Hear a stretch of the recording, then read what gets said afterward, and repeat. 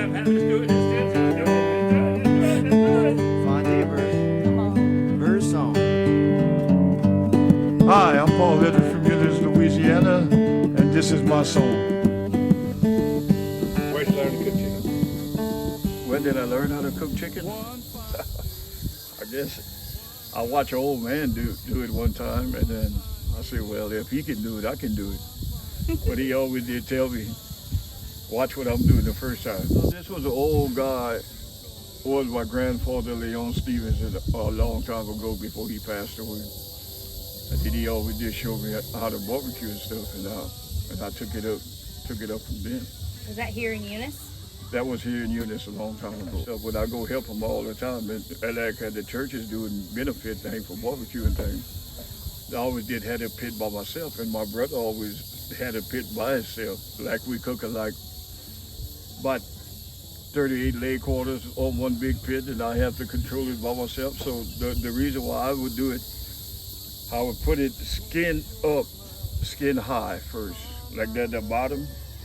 Like that, the heat would get the bark from the bottom and then rise it up, and then just like a pit like that. When I usually do it, I usually put it skin up, and I usually flip it only once, like about 30 minutes or something. What's your favorite type of pit to cook on?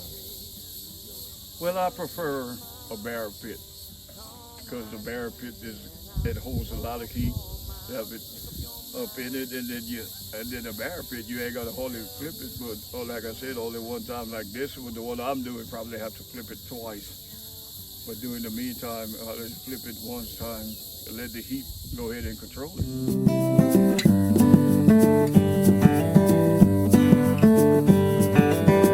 If it's real, girl, then let me know. If you feel done, then let me go. So just make up your mind. Tell me what I usually does it like that to bring my fire down to the level, low level. Most likely you want to put it up to 250, which you see on that thermometer. My fire is raising up to 250. That's a good heat on that. You never want to put it over 300, 350, because it would stick a lot to it. I like to get my chicken at the Eunice Super Red, because different places that you order them, you know, like I ordered them seasoned. They come like in a certain box, like a cheaper price, like $23 for a case of chicken, already seasoned.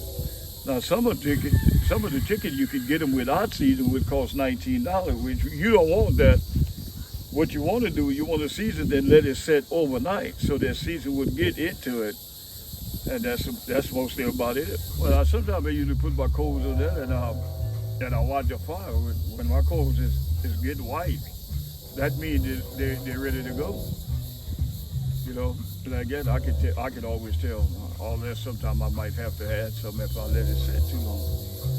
And then it all depends what kind of charcoal you use. Sometimes you use that raw oak.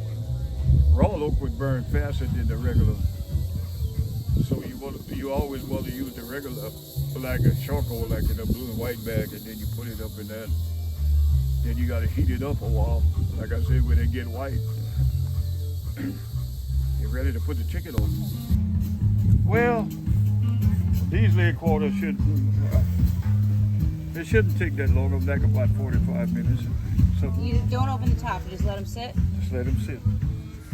Sometimes I check it and see if it's not, you know, getting down at the bottom like this. It's a pretty good heat. And I noticed that too. A lot of people, like when they're barbecuing and stuff like that, they like to put their barbecue sauce, Jack Miller barbecue sauce.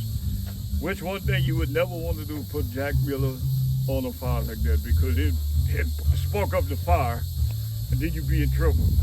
Almost at the end, when I see that skin getting brown at the top, and then I'll just flip it one time, and then I might come back and then flip it over, then put a little bit of Jack Miller on the top just to get the heat, the juice into it. But other than that would be it. That's what all I would do. If there's one secret to making good chicken like you cook, if somebody wanted to do it at home, what would you tell them? I would tell them, like, start your charcoal stuff early, you know. Get it hot enough. Get it hot like when they come into to the white section. Put your grill on top and just pass a greasy rag on it like that. You meet with the stick on it. And then put it upside down, skin up, let it sit about 30 minutes. So then you just look at your skin. When your skin start getting darker, well, you know you got pretty good heat. So basically what you're saying is leave it alone. Leave it alone. Don't peek. Don't touch it. Leave it alone. Leave it. And now real quick, tell us about that song, Bert. Yeah. Yeah. Tell us about the song. Well, this is a song. I don't know how this song that ever came up about. I remember one couple of years ago, it was for Memorial Day weekend. In 2020, And I came during the pandemic. during the pandemic, right? And I came over here and I came meet you. Yeah. And all the while you was in the studio and you had the drums set up. And it was 6 weeks after I did my surgery. So I told him, I said, well, Joe, I need to learn, see if I still got the right beat to the drums. And all the while he was playing the guitar, you know, and I heard that little tune come up. And I told him, well, good. I said, man, that's my song. And we just started playing it and stuff. Everybody was out there with their head down. And then everybody was listening. Man, that sounded pretty good. Right now, I've been doing drums and percussion this 32 years. Yeah. When was the first recording you made, Bert? Oh, man, the first recording I did was, I don't remember. But I know it was a long time ago. They have a The first record I did was with JoJo Reed. JoJo Reed, was it like in the 70s or the 80s? In Earlier? the 80s. In the 80s? But close to 80s, yeah. That's great. During the time I was in school, and they used to take me out of school all the time because Where were you born, Bert? I was born out here in Eunice, Louisiana. In Eunice. Tell me why they checked you out of school. Because they needed a drummer during the time. They would take me out of school. And my first gig I ever played, I guess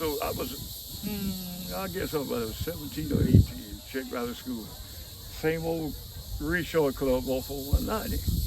Where did you learn to play drums? Did you teach yourself? Or? I taught myself. I just would sit down behind the house and I decided to go in the oak tree and then break two limbs and just start messing around like that. Why drums? Why did you pick drums? As opposed to accordion or... Well, I thought the drums was the easiest thing to start off on. Which it was. But, I mean, like, you heard songs and you taught yourself? Like, yeah, I'll just sit behind the house and just play behind it.